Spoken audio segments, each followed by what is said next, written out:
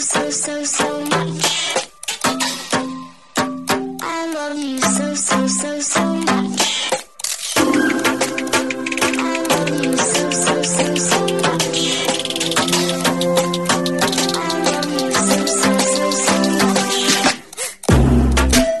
Hello, all you positive heads out there. Thanks for tuning your beautiful brainwaves into another episode of the Positive Head Podcast, where we are firmly convinced that creating success and happiness is rooted in understanding the ultimate nature of reality and the fact that as human beings, we are all immensely powerful fractals of the one and only source consciousness, which creates and animates all things. Now, of course, understanding this powerful truth is one thing. Applying this incredibly empowering wisdom to everyday life? Well, that's another, which is exactly why we provide you with a fresh serving of soul food for thought 5 days a week to help constantly remind you of what matters most. You are it. And I'm your host, Brandon Beecham. I'm the reflection and extension of you who will be here each Wednesday interviewing a different consciousness changemaker. And on the other 4 weekdays, leading the way to ensure that your perspective is consistently expanded, your vibration is constantly elevated, and your heart is overflowing and full.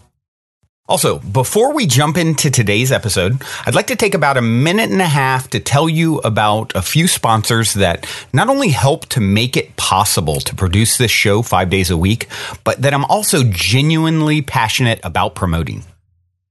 The first longtime stellar supporter of the show that I want to mention is Gaia.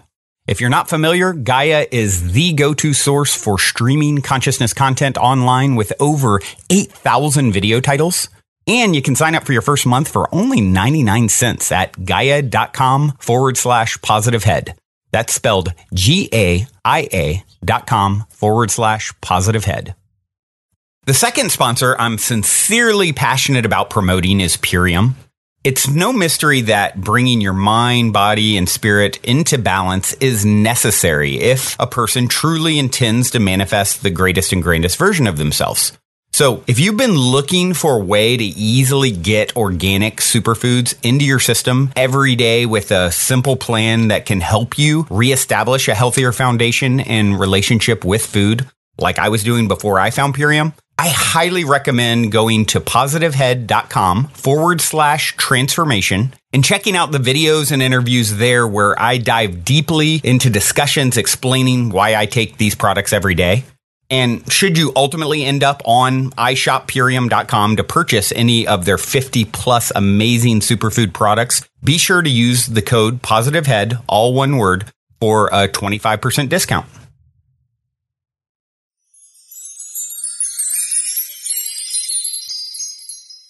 All right, all you positive heads, welcome. Here we grow again.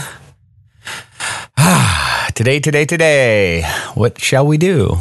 Well, I've decided to queue up another one of Richard Rudd, the incredible Richard Rudd, who was a guest on the show a few months back. You can go into the archives, search, I forget the number off the top of my head, but his last name is spelled R-U-D-D. He's actually the amazing individual who basically received and transcribed the Gene Keys, which is an incredible way to sort of like astrology or, something like that, like where it gives you insight, or human design gives you insight into your makeup. And it came to him many decades ago in very dramatic download fashion. He shares that story in my Soul Share, interview with him. But he's really, really a special one, really incredible. And I've been sharing occasionally the ecstatics, which are basically him analyzing people in history who, as he put it, the band of extraordinary people who have found the answer to the question of love. And so we've shared a few here and there, and I've got one today, one that really resonates and someone that I feel a real affinity and connection to, the great mystic Persian poet Hafez from the 14th century. So Hafez, many of you have probably seen memes or quotes flitting around the internet.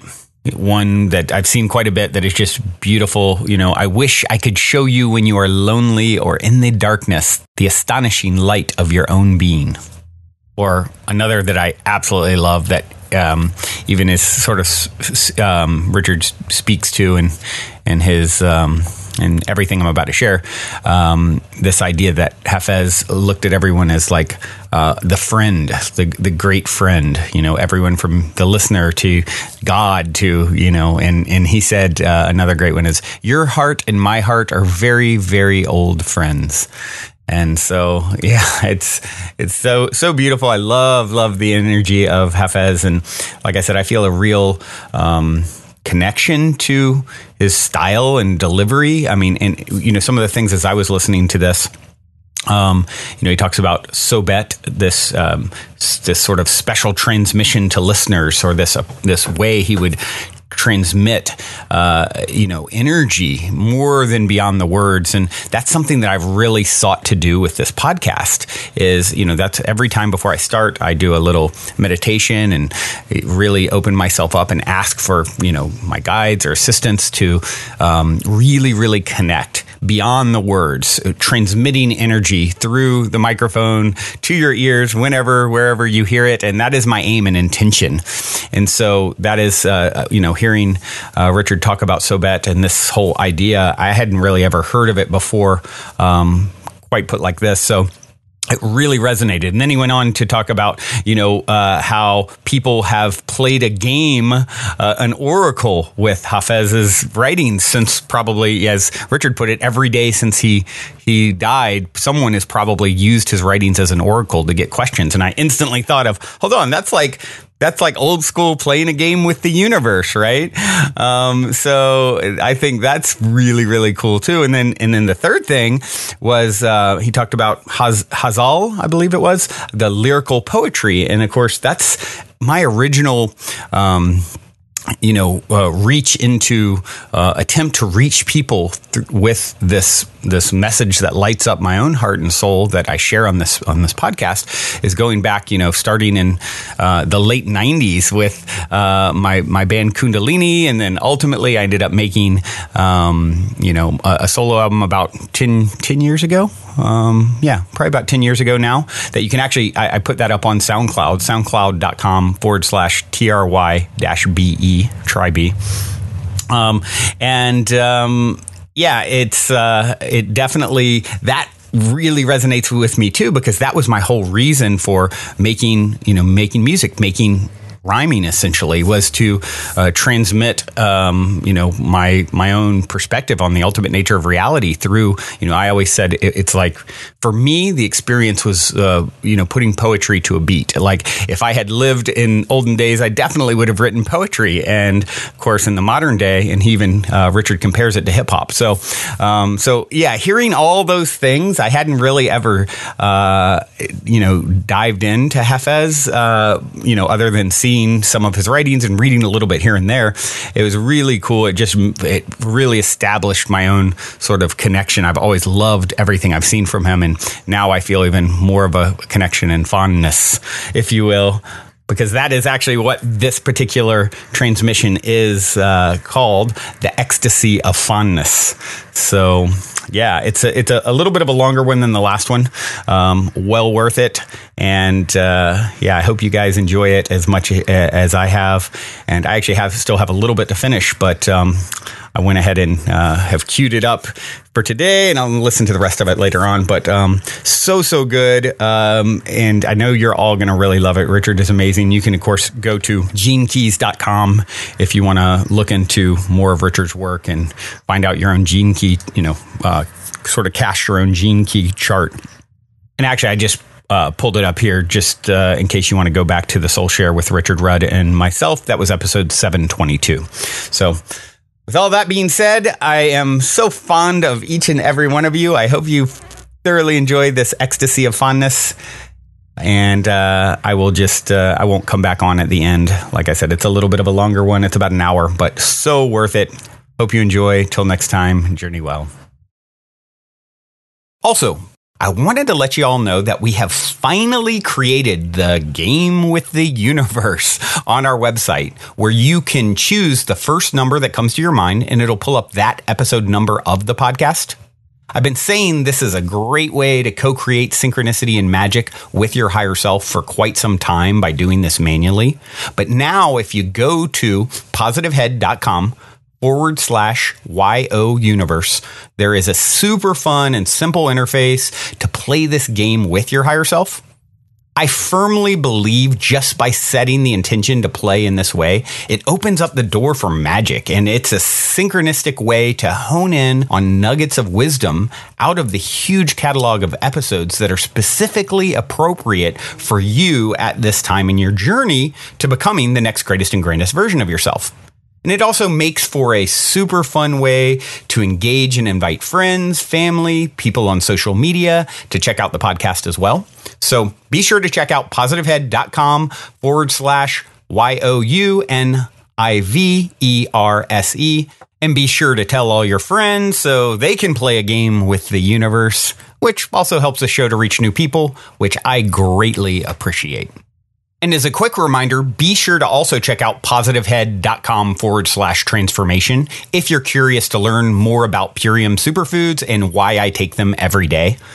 On this journey of becoming the next greatest and grandest version of ourselves that we have all embarked upon, I can't stress the importance of managing your physical vibration enough. And quite honestly, Purium has put together the simplest plan I've found to do so, and I'm sincerely excited to share it with all of you. Lastly, if you're craving more consciousness elevating content, be sure to check out Gaia, which is my personal go-to source for streaming consciousness content on the web, where you can stream an incredible 7,000 plus exclusive videos covering 5,000 years of wisdom. As you all hear me constantly say, it's a daily conscious effort to maintain an elevated vibration. And if you're looking to journey deep down the rabbit hole to do so, then Gaia is the best place I know of to do it, period. And you can sign up for your first month for only 99 cents at gaia.com/positivehead. That's spelled GAIA.com/positivehead. Check it out.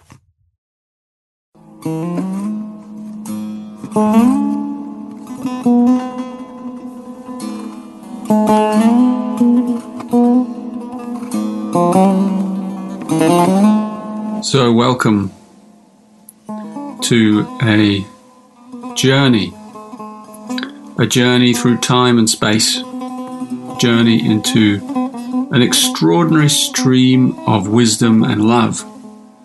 I've been waiting a long time to get to this moment where I could sit down and really explore this man I'm going to explore in a moment.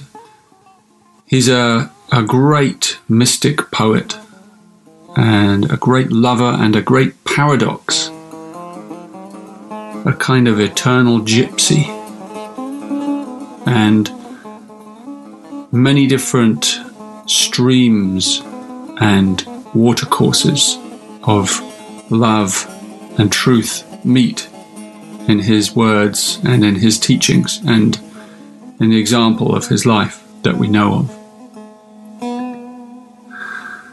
His name is Hafiz.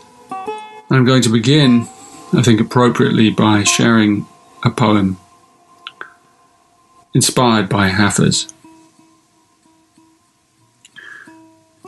Stop calling me a pregnant woman. My master once entered a phase that whenever I would see him, he would say, Hafiz, how did you ever become a pregnant woman? And I would reply, Dear Atar, you must be speaking the truth, but all of what you say is a mystery to me. Many months passed by in his blessed company, but one day I lost my patience upon hearing that odd refrain, and blurted out, Stop calling me a pregnant woman.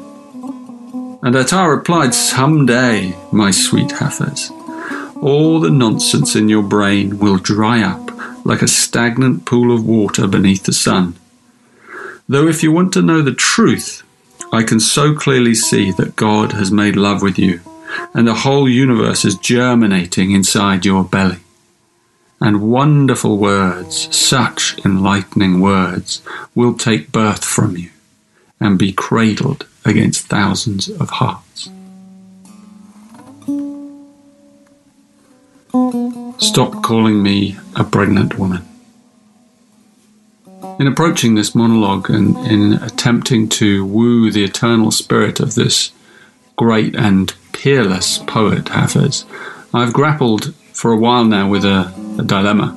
And in true Hafiz style, I think I'd like to just come straight out with it and lay it on the table. The truth is that I found a great deal of ugliness surrounding this beautiful man and his poetry. And often this is the case, that which is beautiful and eternal draws to itself the flickering shadows of human pain. I think the dilemma is ownership. That there are people out there who feel that they own a slice of Hafiz. Because of their culture, perhaps, or their language, or for whatever reason, or their academic learning, they feel an entitlement to his words. They feel perhaps they might be an expert. And they are mostly intellectuals, but some, I suppose, are also religious figures who claim to know the real Hafiz, while others don't. As you'll learn shortly, I hope, Hafiz is a master of ambiguity. He's a propagator of paradox. His very elusiveness, in a way, is his greatest genius. And no one knows who he really is through their minds, or through their scholarly prowess, or through any amount of research or knowledge, because Hafiz was an ecstatic. In the maths underlying ecstasy is really simple. Only ecstasy can understand ecstasy. That's the equation. And a giggling child captures more of the spirit of Hafiz than 1,000 intellectuals who can recite all his poems by heart. So I've had to decide, should I walk a tightrope as I cross the chasm of the unknown to reach Hafiz? Shall I tread carefully so as to try and avoid offending people, translators, experts? I certainly have no wish to upset anyone. But my only other option is this, really. Shall I simply take off my clothes and dive into the chasm of Hafiz, trusting the great mystery to hold me up and bring me to the shores of his lips? If you know Hafiz, which I hope you will soon come to, you'll know that that's a no-brainer. We have to enter his realm in order to know him. There's no other way. The dilemmas and divisions of ownership and translation and knowledge of who's right and who's wrong and what really happened, it all goes out the window. It all goes out the window. And I'm jumping in the deep end.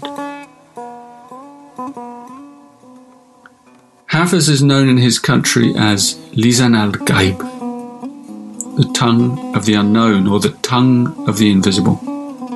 And his ecstasy is the ecstasy of fondness. And what do I mean by that? Fondness doesn't sound very ecstatic. Well, perhaps not at first glance. But there are many Hafizes. There's Hafiz the rebel, there's Hafiz the drunk, Hafiz the lover, Hafiz the friend, Hafiz the child, Hafiz the seducer, Hafiz the rascal, Hafiz the master. And I have dipped and dived through his words in many forms, by many translators, and I have listened to his poems in Farsi, the original language in which they're written. And even though I don't understand them in Farsi, what I hear in all these renditions, the one feeling that pervades everything, is Hafiz's utter fondness for us. He loves us. He knows the value of true friendship. And if he were here now, I guarantee you, he would lie down next to you on a cushion and place his head on your shoulder or in your lap. So here's our first paradox, the ecstasy of fondness. The gentle, listening touch of a child innocently approaching the mother or the father and just letting their adoration resonate in the silence. and through touch. Because Hafiz is a most physical poet. You can taste his words in your mouth. You can feel him coursing through you. And quicker than almost any other poet, he can make you chortle. He can bring a mischievous smile to your lips. It's like when your child or your friend is in a bit of a bad mood, in a grump, and they're angry, and you happen to know the exact thing to say that will make them smile, that will make them snap out of it. You know that? That's Hafiz. We can't help ourselves smiling, swooning, surrendering. He's an irresistible rogue in that way. So let's all breathe together. And breathe in this ecstasy, this soft ecstasy, the ecstasy of fondness, and let it fill you. And as I speak these words and you hear this gentle, beautiful music, just let the ecstasy of fondness over the next hour or so just come into your body and into your mind and just kind of soften everything. Ecstasy doesn't have to be this burning fire. It can also be soft, infinitely soft, like a pillow. And Hafiz's ecstasy, it rises and it falls, it dips and it swells. But beneath it all is this crystal clear stream of fondness. He calls it the friend. The friend is a term he uses for us, the reader, his listener. He uses it for his teacher, and he uses it for God, the divine itself. And it's this notion of friendship that carries the gentle, dedicated flowing that I want you to breathe in during this transmission. In the Sufi tradition that Hafiz was very connected to deeply, there's a concept known as sohbet. And sohbet is the direct transmission of truth between the transmission holder and the listener. And it's said to be the greatest of all spiritual practices, even beyond prayer and meditation. They say mystical knowledge and devotional love is transmitted during sohbet in such a way that it attempts to go beyond the knots of the rational mind and connect the hearts of the seekers. Sohbet is a spiritual transmission, a cleansing of the soul and a meeting of the hearts. It's held in total sincerity, respect, and trust. Through sohbet, the speaker works on the listener like a gardener tending to his garden with utmost care and compassion. And thus does Hafiz have his way with us. So let's enter now through this sacred arch of sohbet and open our hearts up to its transmission. I'm going to do something a little bit risky here in this monologue. I'm going to lean into Hafiz and let him guide us utterly. I have before me, littered around my room, a good half dozen translations of Hafiz into English. I have many more than that, but these are the ones that I have over the last months refined it down to. These are the ones that I consider the best and the best poems. So I'm going to let his poems guide our flow in a completely random way and therefore without a kind of preconceived structure. And in fact, this is an age-old tradition in Iran where Hafiz is from. It's called Fau.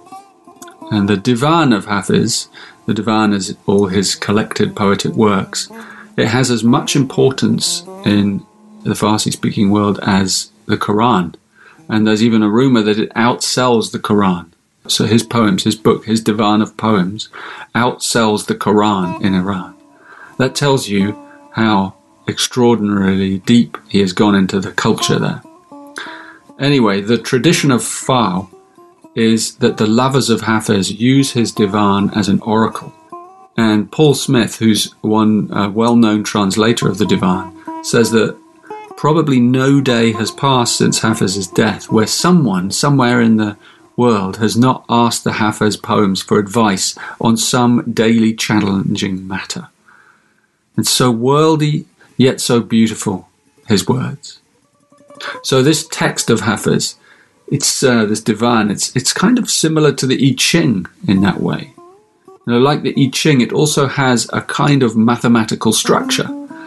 And the Persian world was and remains deeply steeped in the knowledge of pattern and rhythm.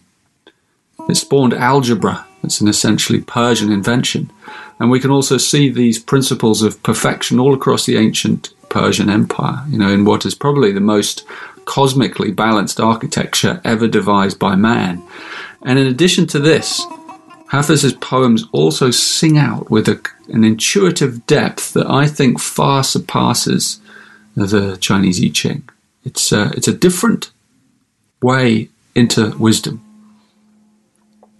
So this journey we're going to do here will be different from the way it's done in Iran, where obviously they don't have to worry about translations.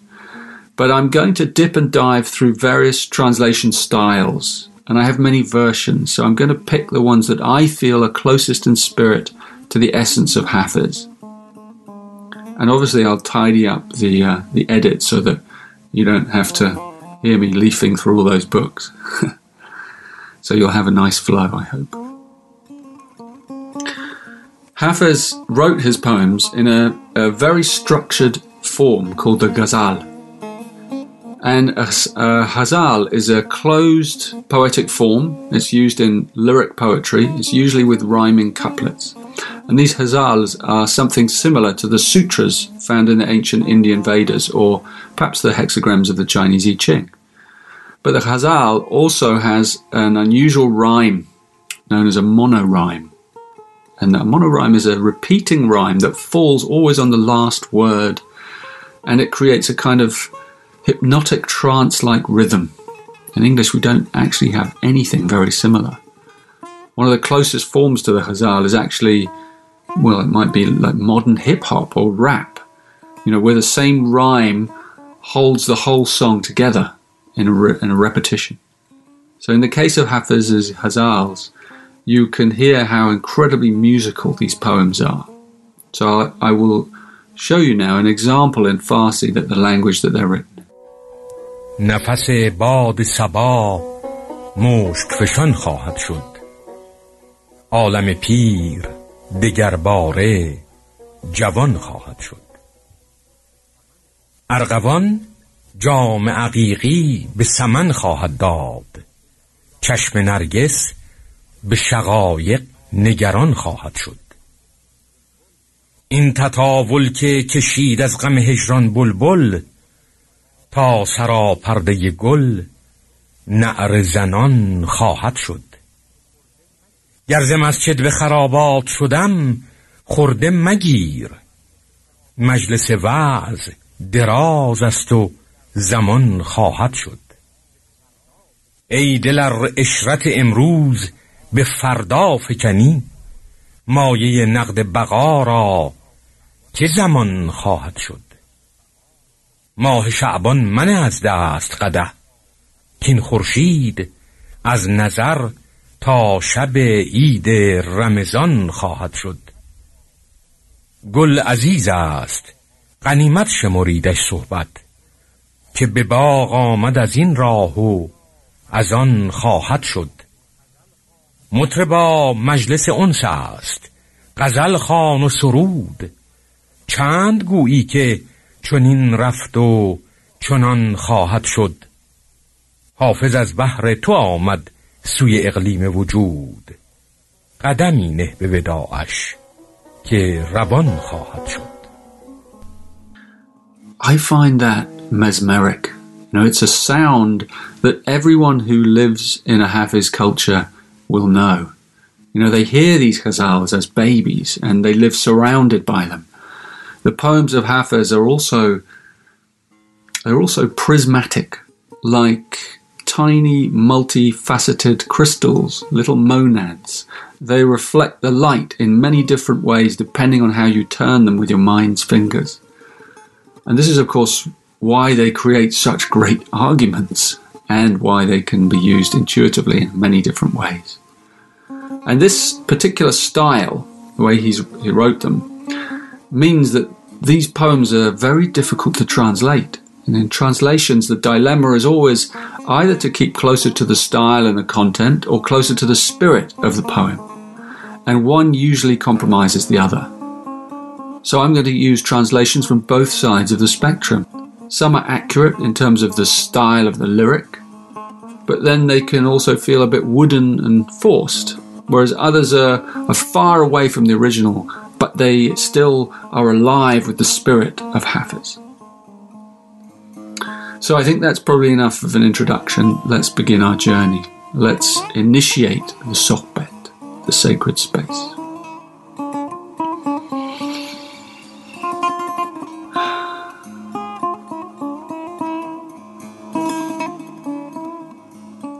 Biabarim, Hafiz.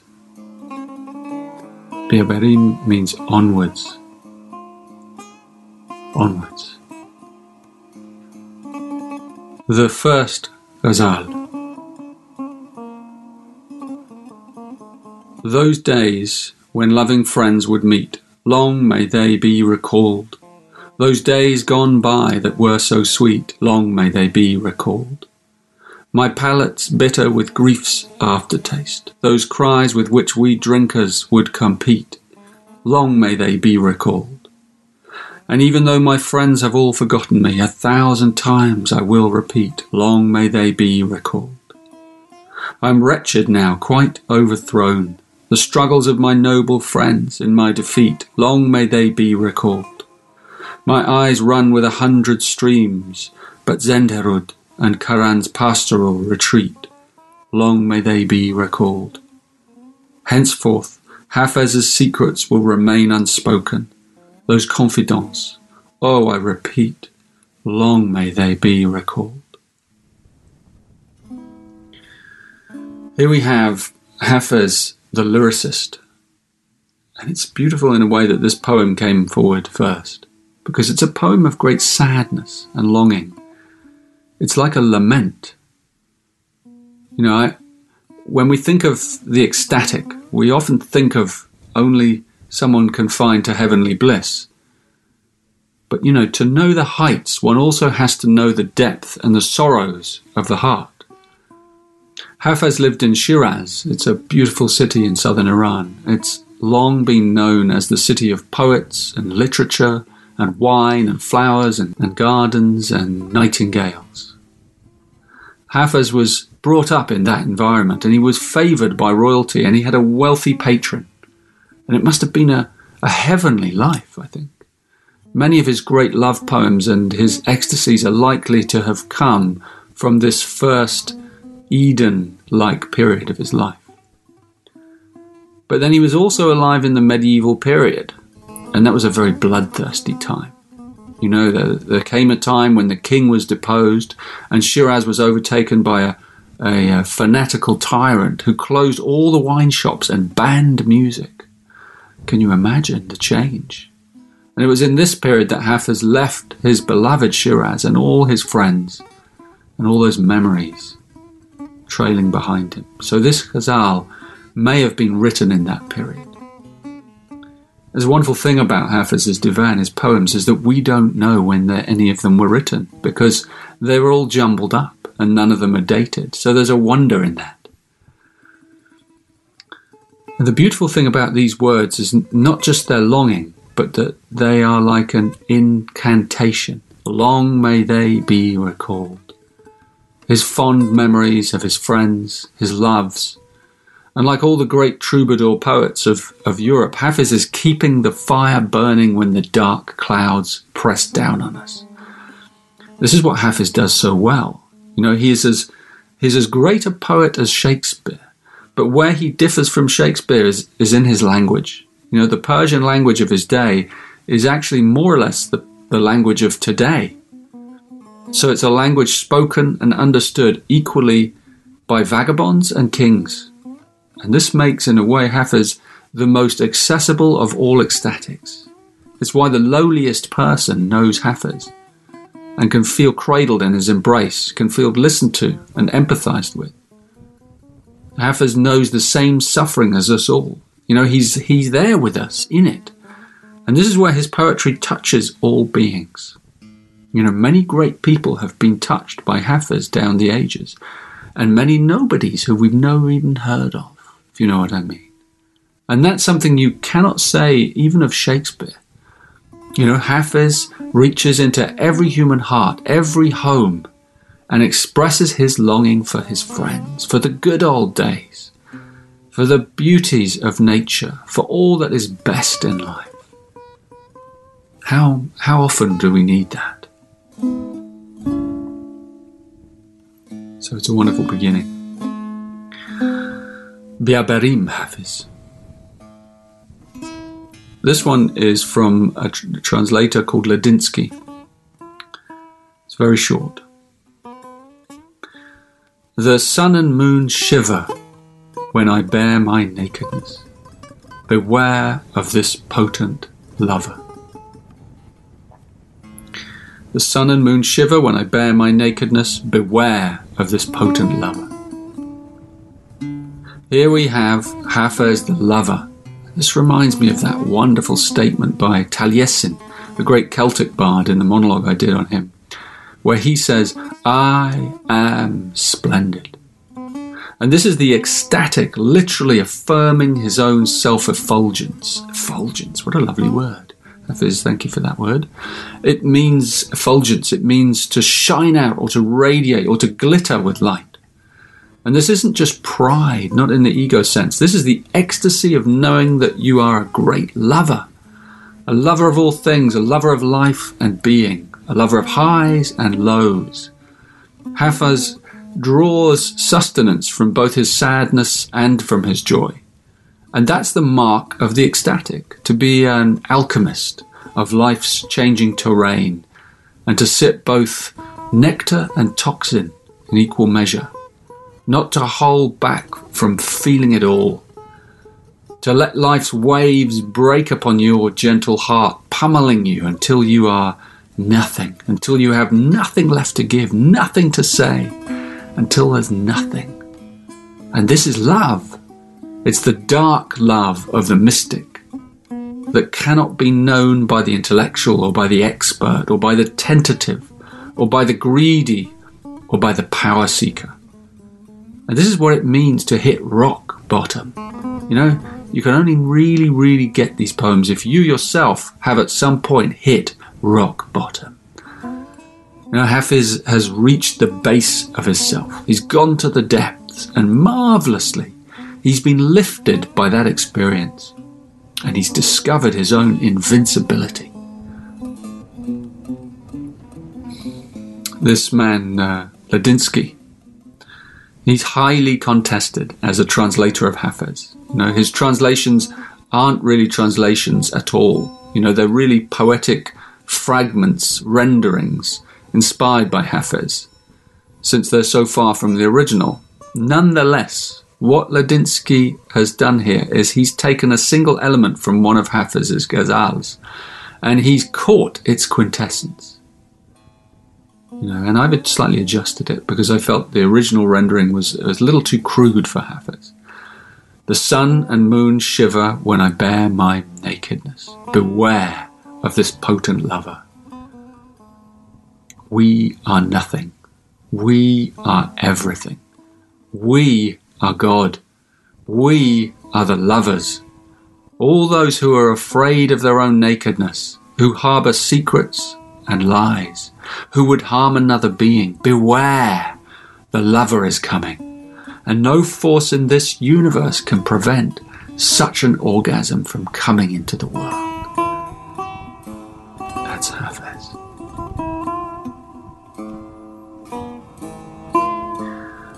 Biabarim Hafiz.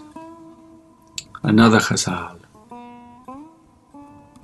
Short. Cause no distress and grief to another. Then go and do as you wish, for in our holy law no other sin than this exists. Cause no distress and grief to another, then go and do as you wish, for in our holy law no other sin than this exists. I laugh because the pattern in which these are emerging are creating a story. And here we have Hafiz, the heretic. It's strange to consider the culture that Hafiz incarnated into. It isn't just Hafiz, you see. He comes from a long, long line of mystics, of poetic masters of love. He is submerged in this lineage of great Sufi masters.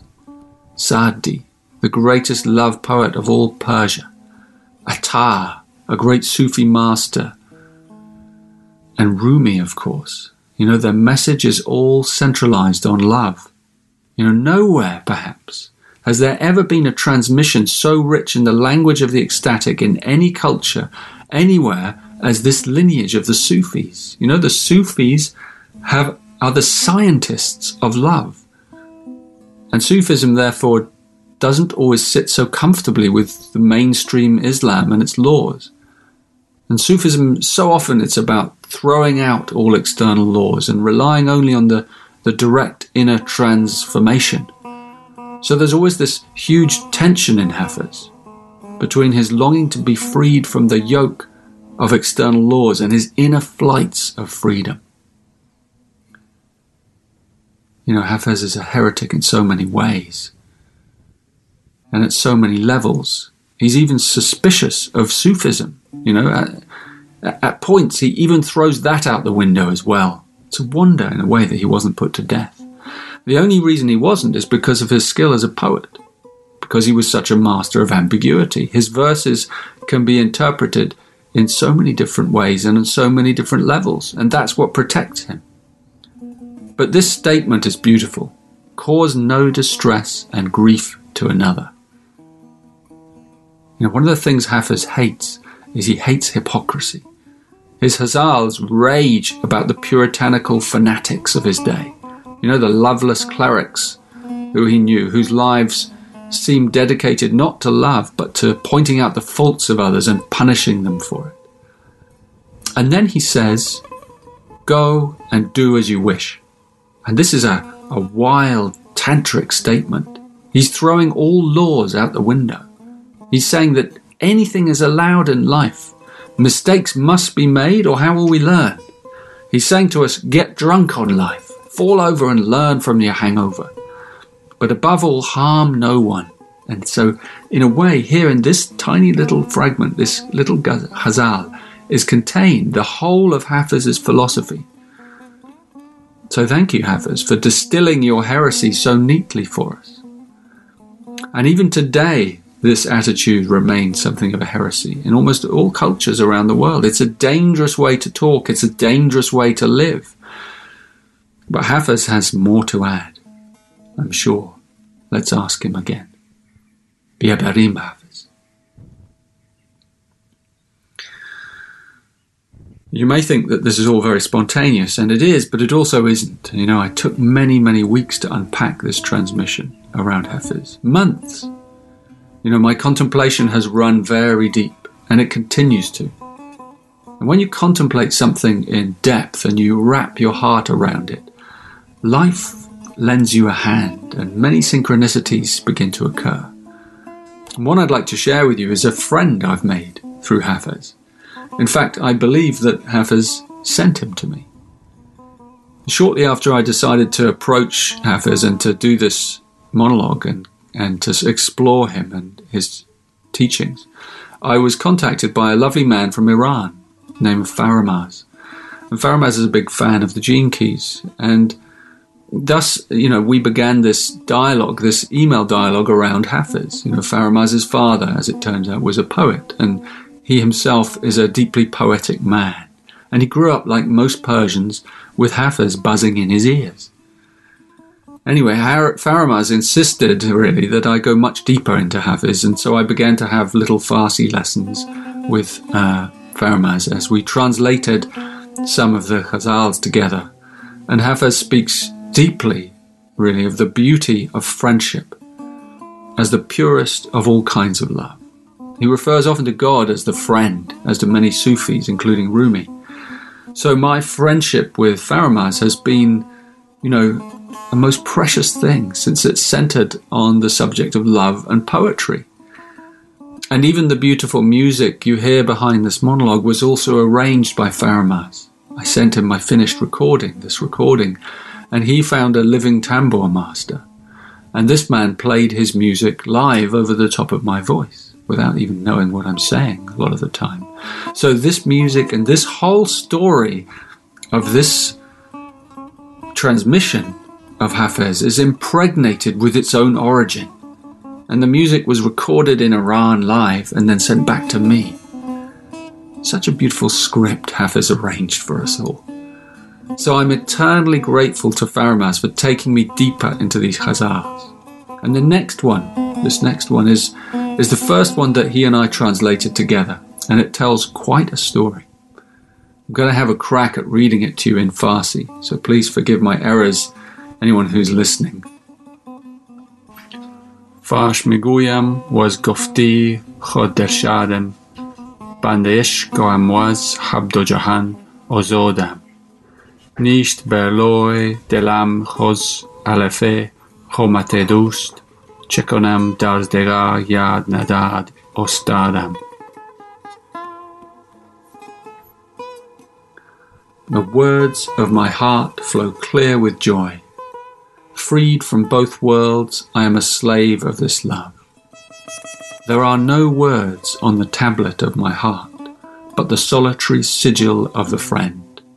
What else can I say when she only teaches Aleph? You've no idea how long it took to translate that until it felt absolutely right. The thing with Hafez is that he's famed for his ambiguity. It's why he can be so many things to so many people. He's exquisitely cryptic. And this is just a couple of lines from a single ghazal of hundreds of ghazals. But we can look deeply into it, like one of those prisms, and we can see worlds. The words of my heart flow clear with joy. Freed from both worlds, I'm a slave of this love. There are no words on the tablet of my heart, but the solitary sigil of the friend. What else can I say when she only teaches Aleph? And I love the play here with words and sounds and language, because he's talking about alphabets and words and things. He's both free and yet he's a slave. That's the first line. But on his heart there are no words but the word Aleph, the letter Aleph. Aleph is the first letter of the Persian alphabet, and the Hebrew as it happens. So what he's saying is that in his heart he has no capacity for spelling, because the only letter that God has given him or taught him is Aleph, the first. And in the original Farsi, the word also for worlds is Jahan. And this actually opens up a whole dimension, and I have to share this whole story with you, Jahan. Because before entering Hafez, I read a dozen biographies of him. And it's ironic, really, because no one really knows his biography, but not a single one of them mentions a woman named Jahan Malek Khatun. And this is what I learned from my friend Faramas in Iran. Jahan Malek Khatun was a Persian princess. And not only that, but she was an only daughter of the king. And not only that, but she was highly educated. And not only that, but she was a talented poet. And not only that, but she lived in the same city and at the same time as Hafez, the great lover. And not only that, but she was famed for her great beauty. And not only that, they both lost their only children, Hafez and Jahan. So I ask you, what do you make of that? They clearly knew each other. They must have known of each other. They moved in different circles, her being royalty, but Hafez was often at court. So can you think of someone more attractive to Hafez than a beautiful Persian poet princess? There may not have been another woman like this for centuries. Women were not generally educated like that. This is a headstrong woman with a deeply poetic soul and talent, not afraid to take risks for love. And she's a princess and she's beautiful. Anyway, it doesn't take a rocket scientist to put these two together. So the word on the street that is in Iran, is that these two exchanged many poems with each other. The word on the street is that they may have had a powerful love affair. So I'm going out on a limb here in this. I'm not alone. There are many others who agree, but they're not academics, most of them. It's clear to me that many of Hafiz's early poems were written directly to Jahan, and many of hers, and they're almost all the love poems, were written to or about him. And when you read their poems together, side by side, you begin to feel that they are something like a fugue, a musical, mystical exchange of longing and love rolling across each other like two tangling waves, and the foam is their heart, together but apart. So our lines here are Hafiz's double entendre on the word Jahan, meaning world. You know, he says he's a slave of love, but he is free from both Jahans. You know, the material world and his love for her. And I find this really intriguing. So I followed this up and I read all the poems that Jahan wrote that have been translated into English. There's like at least 50. Because her poetry's only just been really discovered. It's been hidden for centuries. You know, poems, love poems by a woman of the medieval period. It's just, they've been hidden. But her poetry is very complementary to his. Her style is what you might call I think the word is contrapuntal to his. He's ambiguous, he's complex, he's multifaceted, he's even mythical. She, on the other hand, is direct, simple, emotional, and honest. And her style is also, like his, deeply lyrical and has great inner tensions in it. You know, she constantly plays with gender and turns all conventions on their head. You know, her poems, like I said, they've only come to light recently, which makes this even more exciting. You know, we've discovered something. It's like a treasure has been dug up that's been buried for centuries. You know, in her ghazals, they have a style unlike any other writer, which sets her on a level above many other poets. She's a first. And she plays with the notion of power and powerlessness, of male and female, of submission and oppression. Those are her themes, through the lens of love. The main difference between the two is that Hafiz eventually achieves transcendence. That's clear through his poems and who he is. And he enters into an illuminated view in which love becomes ecstatic as it approaches union with the divine. Whereas Jahan's poetry, on the other hand, is infused with melancholy and loss. And it reminds me, in a way, of the lyrical poems of the English romantic poet Shelley. The same longing beats in them. In her devotion, Jahan's devotion to Hafiz is matchless. Her longing saturates her so deeply that she seems never to escape it. But the poems have a tender beauty. I'm going to read you one here. Now by his doe-like eyes, the full moon of his face, his eyebrows arch that's like the new moon in its grace. By his bright cheeks, the rose and jasmine mingled there, by his moist lips, and by the sweet scent of his hair. By my parched, thirsty lips, by meeting him at night, by his proud stride, and by his sapling slender height. And in the same ghazal she also says, I gave my head, heart, soul, and faith to you. So who's informed you killing me's a legal thing to do? So who's informed you killing me is a legal thing to do? I'm going to try and explain what I think that means. A nice translation, by the way, by Dick Davis, keeping the rhyme. You can tell that this was a secret affair, where they met by night. Who's informed you killing me is a legal thing to do? So there's the suggestion in this poem that he, if it's Hafiz, has put her away, killing her. He's forgotten her. He's moved on from her. He's negated her. He's denying her. Something like that. Ignoring her. Here's another one by her. How would it be, my soul's love, if you healed my heart for me and pitied my poor state and didn't stay apart from me? Your ruby lips are fire, your face is like the shining moon. It would be right for you to visit me, my dear, and soon. You swore 1,000 times you'd come, which you have not yet done. Of all the promises you've made, why don't you keep just one? I have endured a wretched lifetime of your tyranny. Tell me, my dear, how long will you go on tormenting me? How often will you swear to me, I'll come, and then desert me? Your leaving me is a brand. How long do you intend to hurt me? Why do you injure all your friends like this continually and make me into what my enemies would wish for me? My heart, how long will all this longing last? Calm down and rest. You'll certainly upset the world if you don't stop this quest. You know, I have to include Johan's poetry because it's a part of Hafiz. It takes a powerful woman to call a man to his honesty like this, you know. And I believe that this is showing us a less than perfect face of Hafiz. You know, Hafiz is referred so highly to by so many. It's easy to put someone like him on a pedestal when they're dead. But I believe Hafiz is deeply human, and I think he made many mistakes in love, like all of us. I believe he adored this woman. I believe she was the love of his life. You know, listen to this from Hafiz. And if your slender waist's not destined for the likes of me, I still know happiness when I invoke its memory.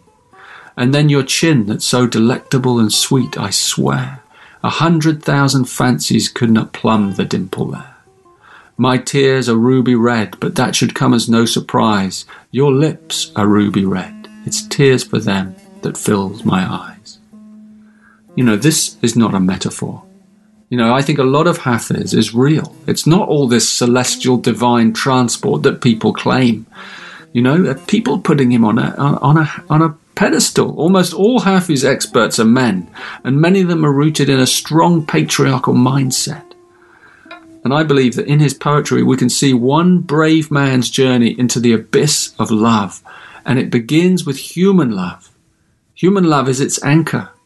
So I think here we are seeing a side of Hafiz that few have the guts to speak of. He wasn't the perfect lover. It takes a strong woman to call a man on such a point. He was a hypocrite at times. He lied to her. He made promises he couldn't keep. We've all done this in love, especially in our first loves. And imagine the difficulties for them both. Hafiz was given to flights of fancy and romance, you know, especially when he was young. He's said to have fallen in love with another beautiful woman called Shak-e-Nabat. And there's a long story about her. And she was a woman he saw from a distance and fell in love with the idea of her beauty. And these legends about Hafiz abound, and it's easy for us to romanticize them. It's hard for us to know the truth. So my gut feeling is that Hafiz was afraid of the power of Jahan's love. Afraid of giving to to her totally. And you can empathize from both sides. They were doomed from the start. It's a classic tale of star-crossed lovers, the princess and the vagabond. It's an old tale, as old as the hills, Beauty and the Beast. I don't really want to dwell on it too much because it's only one aspect of Hafiz. Hafiz the human, Hafiz the imperfect. What I do want to say, though, about their love is something mystical.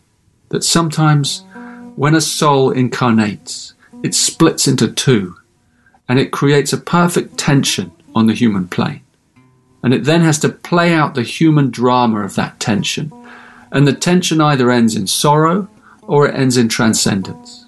And in this tale, both happy and sad, Hafiz went the way of transcendence, and Jahan went the way of desolation.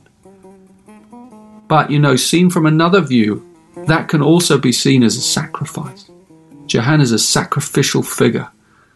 In that respect, and because of her incredible bravery as a woman in a man's world, she deserves our admiration and our deepest honouring.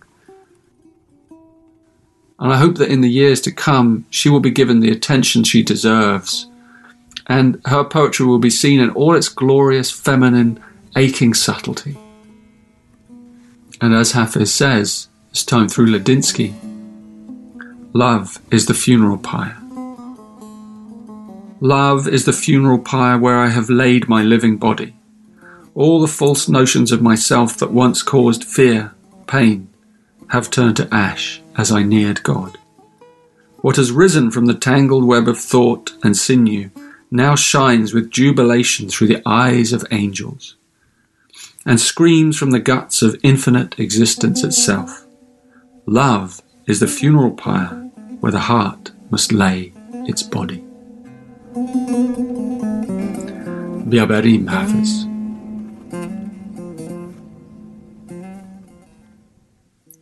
This is a ghazal that Farmaz and I played with together.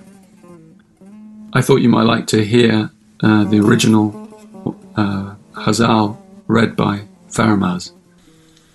زلف آشفته و خو کرده و خندان لب و مست، پیرهن چاک و غزل خوان و صراحی در دست، نرگسش عربده جوی و لبش افسوس کنان، نیم شب دوش به بالین من آمد بنشست، سرفراگوش من آورد و به آواز حزین گفت ای عاشق دیرینه من، خوابت هست؟ عارفی را که چنین ساغر شب گیر دهند، کافر عشق بود گر نبود باده پرست، کافر عشق بود گر نبود باده پرست. This is the translation by Robert Bly, with a few minor changes by me. Running her fingers through her touzled hair she comes, her mouth drunk, smiling lips, the blouse torn open, mouthing love songs, a wine cup in her hand. Her eyes were yearning for a drunken brawl, her mouth moist with jibes, and this creature sat down last night at midnight on my bed. She put her lips close to my ear and murmured in a mournful whisper these words, "What is this? Aren't you my long-lost lover? How can you sleep?" The mystic lover who receives this sleep-stealing wine is a traitor to love if he doesn't worship this very same wine. You see, there's a greater beauty always in someone's transcendence when we can see the suffering that he or she has passed through and then how they've transformed it. And this ghazal sings out with the pure essence of Hafiz's technique, if I can call it that, for transcendence. You know, he employs the art of erotic contemplation. His is the path of love in every way. And the path of love involves a different kind of suffering from the path of meditation. You know, love drags us through the world. It hauls us through the taverns and the marketplace. And we will be battered and bruised by it. But one day, we may have the epiphany that the love on the outside is but a shadow of the love on the inside. Look at the world today that our young inhabit. The promises of love, the songs of love, the TV shows of love, the dream of love. And we who've passed beyond the age of 40 or so, you know, we've learned that all is not what is promised. And even if we find it, it slips through our grasp. It eludes us. And it must do, because love in the phenomenal world is the effect of a deeper love, an acausal love. And this deeper love, this ecstasy, is beyond any effects. It doesn't have a target. It's simply our true nature. So in this epic tantric ghazal, Hafiz is using the rich imagery of desire to evoke this deeper sense of union. This beautiful temptress sits on his bed and wakes him up with a cup of wine. And in a mournful whisper, she murmurs these words, "What is this? Aren't you my long-lost lover? How can you sleep?" You know, the mystic lover who receives the sleep-stealing wine is a traitor to love if he doesn't worship this very same wine. Hafiz comes from a tradition in which wine is a mystical symbol. Wine has long been seen as this, but nowhere more than in the Sufi tradition. And almost every other poem has some allusion to wine or to being drunk. And it's so intriguing again because he comes from a culture in which drinking is not allowed. And this creates an even greater tension. And Shiraz, where Hafiz lived, was a famous wine region. It's not to be confused with the grape, by the way. And again, I'd like to suggest here that there are many dimensions to this. Clearly Hafiz knows what it feels like to be drunk. You know, he obviously loved to drink wine, just as he loved to make love to women. But he also evidently transcended both these pursuits. You know, it seems he may have mastered them and transcended them. You know, when I speak to my friend Faramaz, he says, you know, it's in Iran today, people drink, you know, it's all undercover. People drink wine, they grow wine, people even grow grapes, but it's secret. They do it secretly. You know, you can't hold this kind of ecstasy down. You know, you can't have an outside law that blocks love. Here are some insights on this subject from the great master Meher Baba, who was a huge fan of Hafiz. Wine and love. The Sufi master poets often compared love with wine. Wine is the most fitting figure for love because both intoxicate. But while wine causes self-forgetfulness, love leads to self-realization. The behavior of the drunkard and the lover are similar. Each disregards the world's standards of conduct, and each is indifferent to the opinion of the world. But there are worlds of difference between the course and the goal of the two. The one leads to subterranean darkness and denial. The other gives wings to the soul for its flight to freedom. The drunkenness of the drunkard begins with a glass of wine which elates his spirit and loosens his affections and gives him a new view of life that promises a forgetfulness from his daily worries. He goes on from a glass to 2 glasses to a bottle, from companionship to isolation, from forgetfulness to oblivion. Oblivion, which in reality is the original state of God, but which with the drunkard is an empty stupor, and he sleeps in a bed or in a gutter, and he awakens in a dawn of futility, an object of disgust and ridicule to the world. The lover's drunkenness begins with a drop of God's love, which makes him forget the world. The more he drinks, the closer he draws to his beloved, and the more unworthy he feels of the beloved's love, and he longs to sacrifice his very life at the beloved's feet. He too doesn't know whether he sleeps on a bed or in a gutter, and becomes an object of ridicule to the world. But he rests in bliss, and God, the beloved, takes care of his body, and neither the elements nor disease can touch it. One out of many such lovers sees God face to face. His longing becomes infinite. He's like a fish thrown up on the beach, leaping and squirming to regain the ocean. He sees God everywhere and in everything, but he cannot find the gate of union. The wine that he drinks turns into fire, in which he continuously burns in blissful agony. And the fire eventually becomes the ocean of infinite consciousness in which he drowns.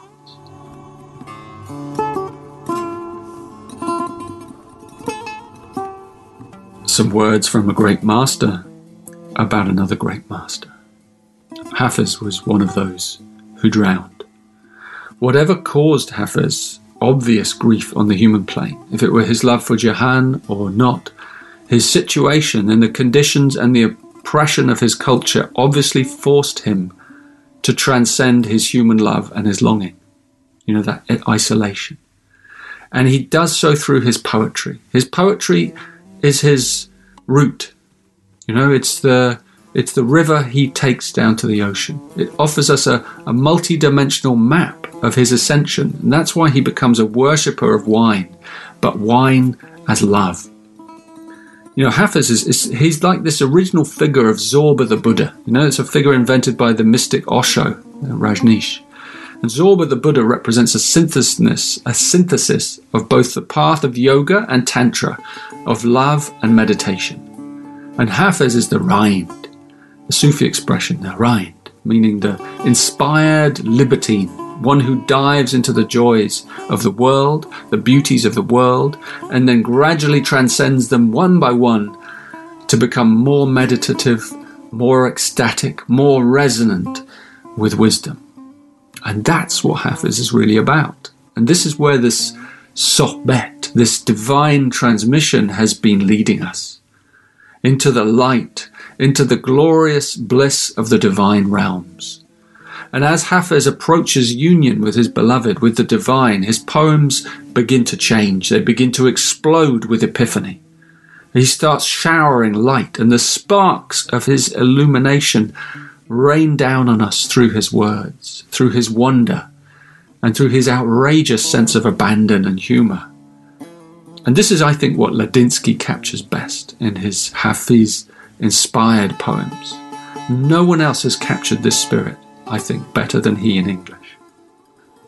Running through the streets, screaming, throwing rocks through windows, using my own head to ring great bells, pulling out my hair, tearing off my clothes, tying everything I own to a stick and setting it on fire. What else can Hafez do tonight to celebrate the madness, the joy of seeing God everywhere?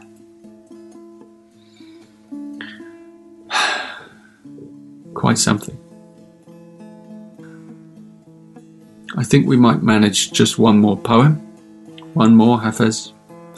Can you leave us with a final glittering epiphany, a heavenly coda, a spine-tingling finale? Biabarim.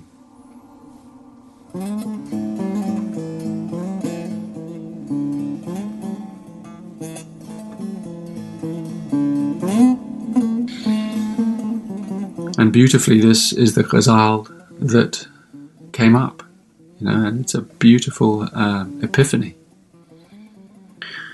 Last night it happened just before the break of dawn. The weight upon my spirit was then lifted off, and in that dreary murk of night they gave me the water of eternal life. The beam that flashed out from the essence made me selfless, and the brew they gave me from the cup of radiant theophany revealed to me the attributes. From here on in, my face will turn to face the mirror of that all-reflective charm and beauty, where these portents were made known to me about the essence's revelation. This is a huge ghazal. It's Hafez's epiphany. It's his initiation into sagehood, where all his trials, his struggles, his pain, his longing, his searching and craziness are all subsumed into a single overarching epiphany. It's said that when Hafez was 60, he drew a circle around himself and he went into it for 40 nights. And by the end of that time, he was illuminated.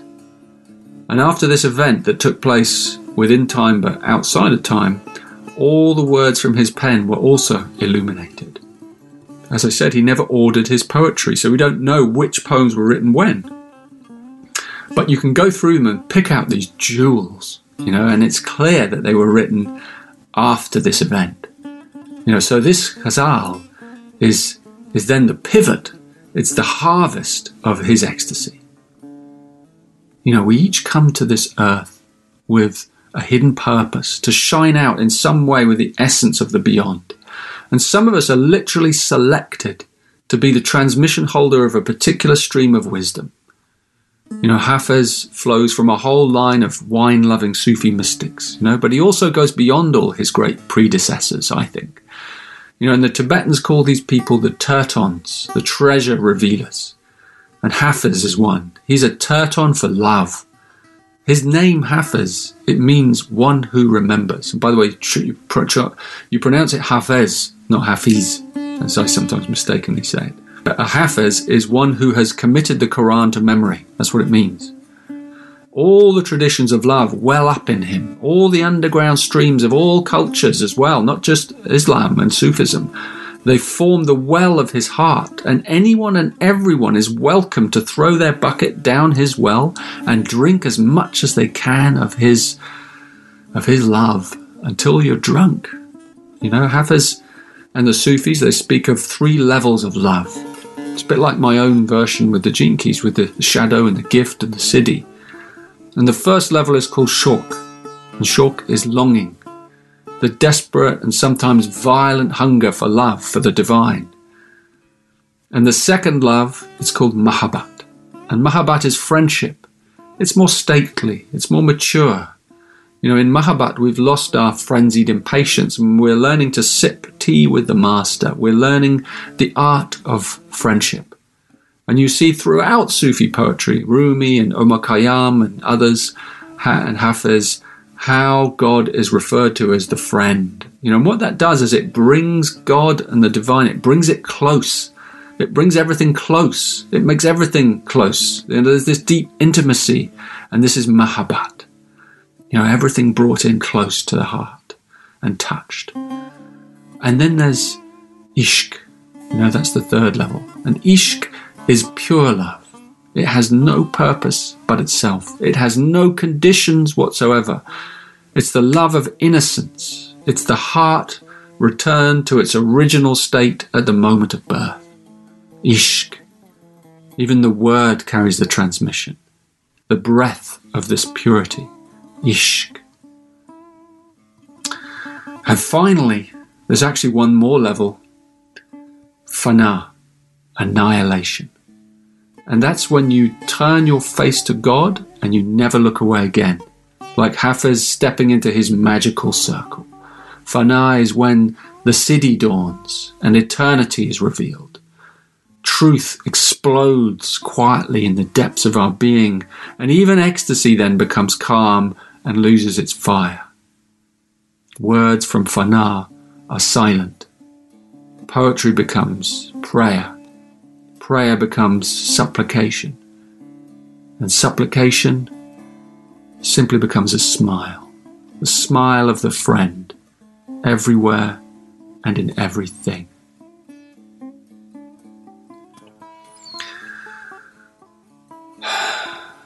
Hafiz, thank you. Thank you for this amazing gift of your words and your spirit and your heart. Any final words?